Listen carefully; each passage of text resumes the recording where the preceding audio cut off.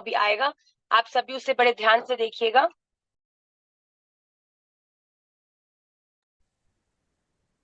न चैतद्विद्मः कतरन्नो गरीयो यद्वा जयेम यदि वा नो जयेयुः न जिजीविषामस्तेव स्थिताः प्रमुखिधार्तराष्ट्रः। इसका हम लोग संधि देखेंगे। न च एतत् विद्मः कतरत् नः गरीयः यत् वा जयेम यदि वा नः जयेयुः यान् एव हत्वा न जिजीविषामः ते अवस्थिताः प्रमुखे धार्तराष्ट्रः। एतत् मतलब यह, च मतलब भी, न मतलब नहीं, विद्मः जानते कि, नह हमारे लिए युद्ध करना और न करना, कतरत दोनों में से कौन सा गरीय श्रेष्ठ है, ते वे एव ही हमारे आत्मीय, धार्त राष्ट्र धृतराष्ट्र के पुत्र, यत्वा अथवा यह भी नहीं जानते कि जयेम उन्हें हम जीतेंगे, यदि वा या नह हमको वे जयेयु जीतेंगे, और यान जिनको हत्वा मारकर न जिजी विषामः जीना भी नहीं चाहते, प्रमुखे हमारे सामने मुकाबले में अवस्थितः खड़े हैं। इसमें क्या कह रहे हैं अर्जुन? हम लोगों के लिए, ध्यान से सुनिएगा, हम लोगों के लिए युद्ध में जीत श्रेष्ठ है, मैं इसे नहीं समझ पा रहा, क्योंकि जिनकी हत्या कर कर हम जीवित रहना भी नहीं चाहते, वही धृतराष्ट्र के पक्ष वाले युद्ध के लिए हमारे सामने खड़े हैं। देखिए अर्जुन इस समय संशय की स्थिति में है। He is thoroughly confused. वो ये नहीं समझ पा रहे कि एक तरफ उन्हें युद्ध करना है, और करना क्यों है? क्योंकि उनकी प्रजा की रक्षा उन्हें करनी है, और दूसरी तरफ वो युद्ध नहीं करना चाह रहे क्योंकि प्रजा की रक्षा करना तो उनका दायित्व है, पर दूसरी तरफ जिनसे उन्हें युद्ध करने के लिए तैयार होना है, वो स्वयं भगवान श्री कृष्ण से अर्जुन अपनी इस संशय को, कि भगवान एक तरफ मैं समझ पा रहा हूँ कि युद्ध करना है क्योंकि कर्तव्य है, क्योंकि जरूरी है, क्योंकि मेरे लोगों की और प्रजा की आशा और उनकी रक्षा करना मेरा कर्तव्य है, पर आप ही बताओ दूसरी ओर वो लोग जिनके बिना हम ये युद्ध करके जो कंफर्ट, धन, सामर्थ्य, प्रजा, ये सब जो हमें प्राप्त हो भी जाएगी, वो प्राप्त होने के बाद भी जब हम उनके न रहने पर उसे रेलिश भी नहीं कर पाएंगे, उसके आनंद भी नहीं ले पाएंगे, तो आप ही बताइए इसमें जय होना श्रेष्ठ है कि इस युद्ध में पराजय को प्राप्त करना श्रेष्ठ है? तो अर्जुन नहीं समझते कि लड़ने के लिए भी रीजन है और नहीं लड़ने के लिए भी रीजन है, और दोनों ही रीजन इंपॉर्टेंट है। तो अर्जुन कह हैं कि मैं इस समय थरोली कंफ्यूज हो चुका हूँ। हमारे जीवन में भी ऐसी बड़ी बार परिस्थितियां आती हैं कि हमें लगता है ये भी सही है और वो भी सही है, इसका पक्ष भी सही है, उसका पक्ष भी सही है, तो हम निभाएं तो किसका साथ निभाएं? कभी कभी पारिवारिक रिश्तों में, पुत्र पति के रिश्तों में, पुत्री और माता के रिश्तों में, इन प्रकार की व्यवस्थाओं में कभी कभी परिवार के जन उलझ जाते हैं कि साथ निभाएं तो किसका निभाएं, क्योंकि अपनी अपनी जगह दोनों सही है। तो भगवान ने अगले श्लोक में हम सभी को इतना बड़ा सहारा दिया है, हम सभी के जीवन में हृदयस्थ नहीं, केवल प्रतिदिन कम से कम 10-12 श्लोक का उच्चारण हम सभी को करना चाहिए, क्योंकि जब तक भगवान के शिष्य आप होकर उनसे जिज्ञासा नहीं करोगे, तब तक जीवन में समाधान प्राप्त करना असंभव है, अपनी कंफ्यूजन से गेट ओवर होना असंभव है। तो महाराज जी कहते हैं अगर कभी अपने जीवन में आप थरोली कंफ्यूज हो जाओ ना कि हे भगवान मुझे ये करना चाहिए कि ये करना चाहिए कि नहीं करना चाहिए, तो भगवान कहते हैं जब अपने विवेक का भी प्रयोग कर लिया तब भी कोई आंसर नहीं निकले तो एक परम सॉल्यूशन महाराज जी ने कथा में हम सबको प्रदान किया है कि श्री राधा रमन देव जी के श्री विग्रह या सचित्र पट के सामने 3 चिट्स रखी जाएं। पहली चिट में रखा जाए एक का, जैसे हमें ये करना चाहिए, सेकंड हमें ये नहीं करना चाहिए, तीसरी इस बात में आपको उलझना ही नहीं चाहिए। मतलब एक है प्रो, एक है दी अदर साइड, एक है न्यूट्रल। तो भगवान के सामने जब कभी आप ऐसी किसी परिस्थिति में पड़ जाओ जहां दोनों ही बड़ी अनिवार्य, उसके बाद भगवान के सामने जो अगला श्लोक है उसका उच्चारण करें 3 बार, और फिर जो भी पर्ची आपके हाथ में आए उसे भगवान का ही निर्णय समझकर जीवन में सबको हृदयस्थ होना चाहिए। बिल्कुल अच्छे से आपकी स्क्रीन पर होगा। कार्पण्य दोषो बहत स्वभावः पृच्छामि त्वां धर्मसमूढचेतः यत् श्रेयस्यानिश्चितं ब्रूहि तन्मे शिष्यस्तेऽहं शाधि मां त्वां प्रपन्नम्। कार्पण्य दोषोपहत स्वभावः पृच्छामि त्वां धर्म समूढचेता यत् श्रेयः स्यात् निश्चितं ब्रूहि तत् मे शिष्यः ते अहम शाधि माम त्वाम प्रपन्नम। कार्पण्य दोषोपहत स्वभाव का क्या अर्थ है? कायरता रूप दोषों से उपहत हुए स्वभाव वाला, धर्म सम्मूढ़ चेता और धर्म के विषय में मोहित चित हुआ मैं त्वाम आपसे, पृच्छामि मतलब पूछता हूं कि यत जो साधन निश्चितम निश्चित श्रेय कल्याणकारक स्यात हो तत् वह मैं मेरे लिए ब्रूही कहिए, क्योंकि अहम मतलब मैं ते आपका शिष्य शिष्य हूं, इसीलिए त्वाम आपके शरण हुए माम मुझको शादी आप शिक्षा दीजिए।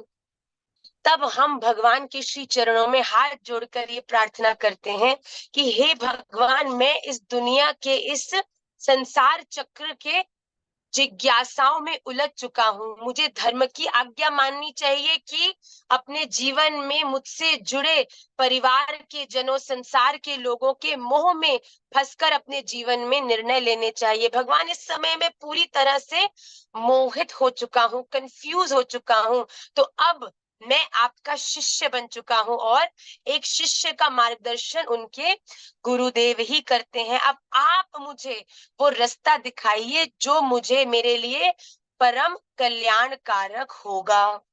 अब अर्जुन ने, अभी तक अर्जुन अपना ज्ञान श्री कृष्ण के सामने व्यक्त कर रहे थे। मेरा पूरा जो खानदान है उसमें उसका जो संपूर्ण बीज है वो नष्ट हो जाएगा। मेरे पूजनियों से मैं कैसे युद्ध कर सकता हूँ, आप भी बताइए। दुर्योधन तो विमूढ़ा है पर मैं तो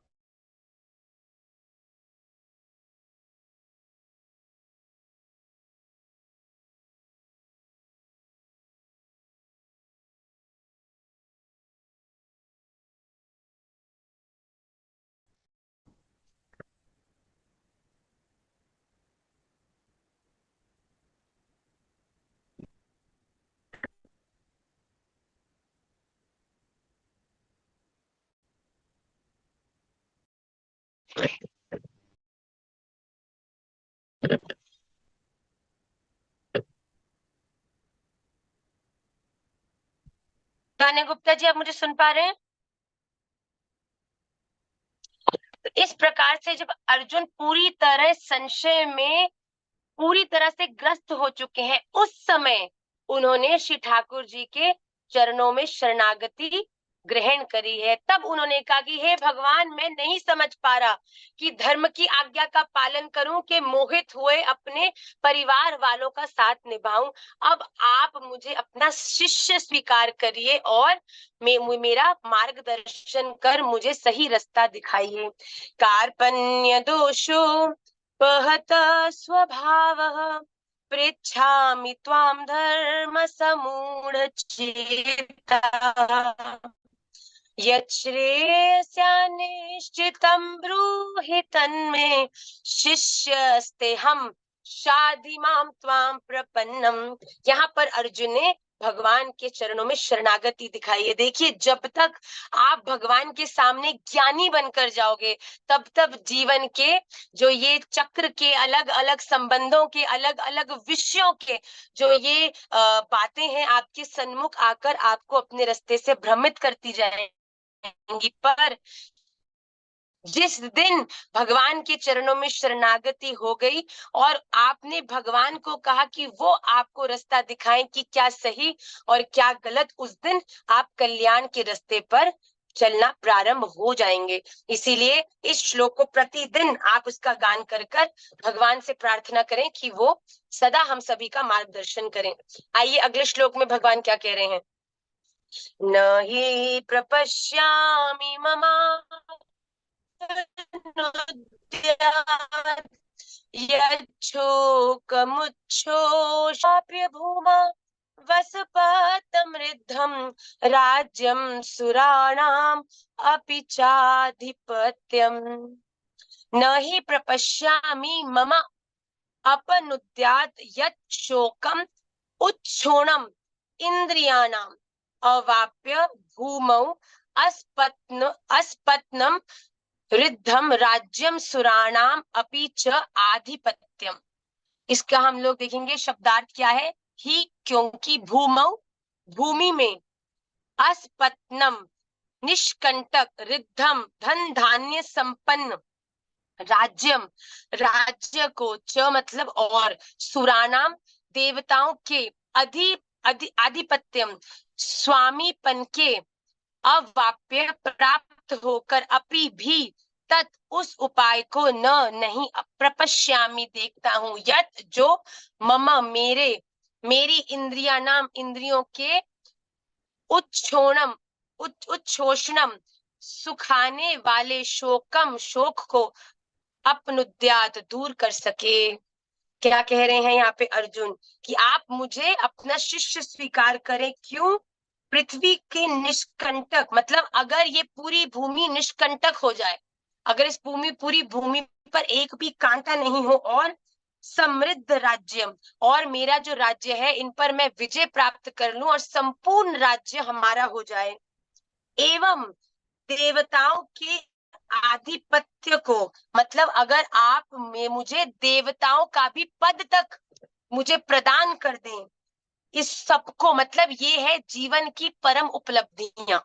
यहाँ अर्जुन कह रहे हैं कि आप एक मनुष्य जीवन में जो सबसे अल्टीमेट कंफर्ट है, राज्य का सुख, इस पूरी देवताओं में इंद्र का सिंहासन, मतलब इस कह रहे हैं कि अगर आप मुझे इस पूरे विश्व की सबसे बड़ी से बड़ी सुख देने वाली वस्तुओं को भी प्रदान कर देंगे, फिर भी मैं ऐसा कोई उपाय नहीं देख रहा हूं जो इंद्रियों को सुखाने वाले मेरे इस शोक को दूर कर सके। मतलब कि मैं इतना दुखी हूं, मैं अपनों से ही लड़कर उन्हें मारने के लिए इतना इतना डीमोटिवेटेड हूं कि अगर आप मुझे सब कुछ भी दे दें, तब भी मैं इस युद्ध को लड़ने के लिए तैयार नहीं हूं।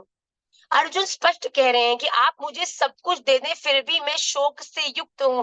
पर अगर आप इससे उल्टा कर देंगे कि अगर आप उन्हें सब कुछ दे दें और मुझे दर दर पर भीख मांगकर भी अपना गुजारा करना पड़े, इसमें भी मैं अपनी प्रसन्नता को देखता हूं, पर अपनों को दुखी मैं नहीं कर सकता।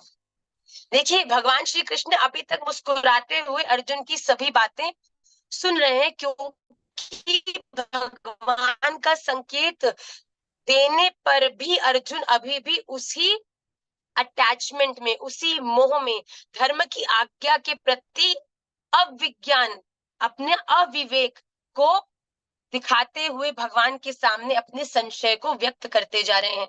देखिए अगले श्लोक में भगवान को अर्जुन क्या कह रहे हैं। अब संजय बोल रहे हैं एवमुक्त्वा ऋषिकेशं गुडाकेशः परन्तप न योत्स्य इति गोविन्दम् उक्त्वा तूष्णीं बभूवः।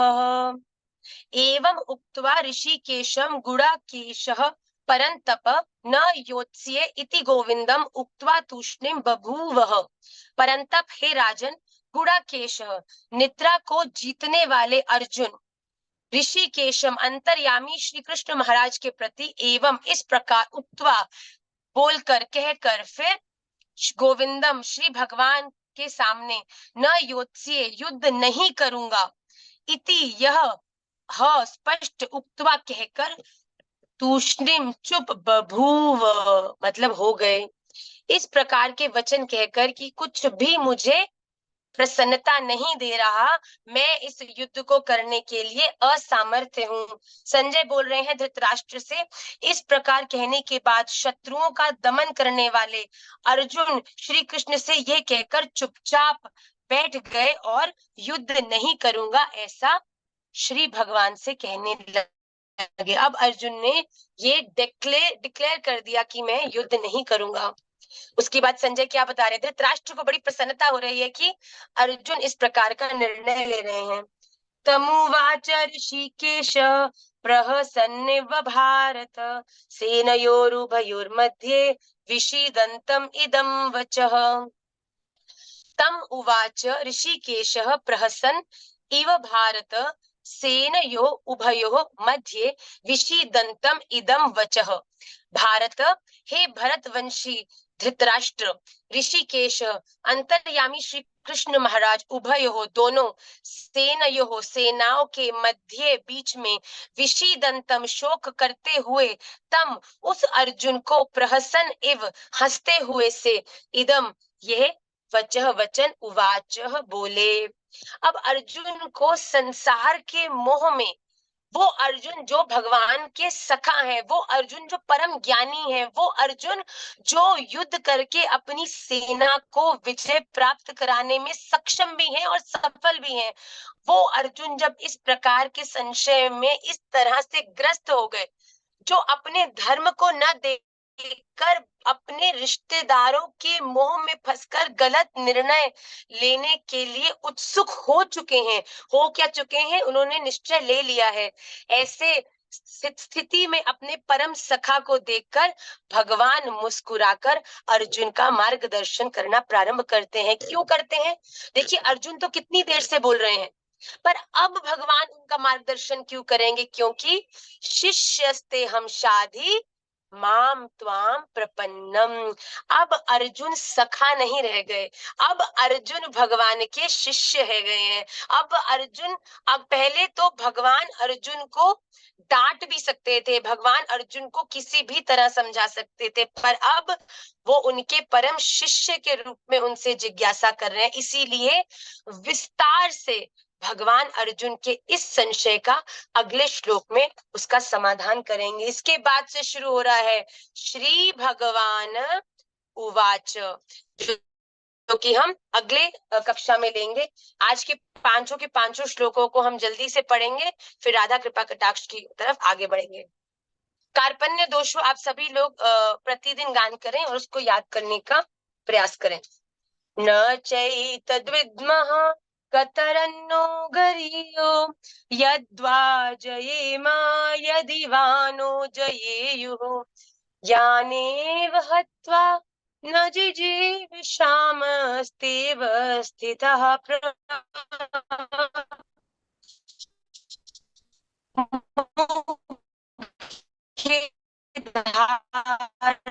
राम धर्म समूढ़चेता श्रेयस्यानिश्चितं ब्रूहि तन्मे शिष्यस्तेऽहं शाधि मां त्वां प्रपन्नं न हि प्रपश्यामि ममापनुद्यात् यच्छोकमुच्छोषणमिन्द्रियाणाम् अवाप्य भूमा वसपत्नमृद्धं राज्यं सुराणामपि चाधिपत्यम्। संजय उवाच। एवमुक्त्वा ऋषिकेशं गुडाकेशः परन्तपः न योत्स्य इति गोविन्दम् उक्त्वा तूष्णीं बभूवः। तमुवाच ऋषिकेशः प्रहसन्निव भारत सेनयोरुभयोर्मध्ये विषीदन्तम् इदं वचः। श्री राधारमण लाल की जय। आप सभी लोग इन 5 श्लोकों को पढ़ने का अभ्यास करेंगे। अगेन इसको पढ़ने का अभ्यास करेंगे, इसको बाय हार्ट नहीं करना है, आपको इसको उच्चारण स्पष्ट करना है और संस्कृत में श्लोक को ठीक तरीके से पढ़ने का प्रयास करना है। कार्पण्य दोषोपहत स्वभाव को याद करने की भी कोशिश करी जाएगी।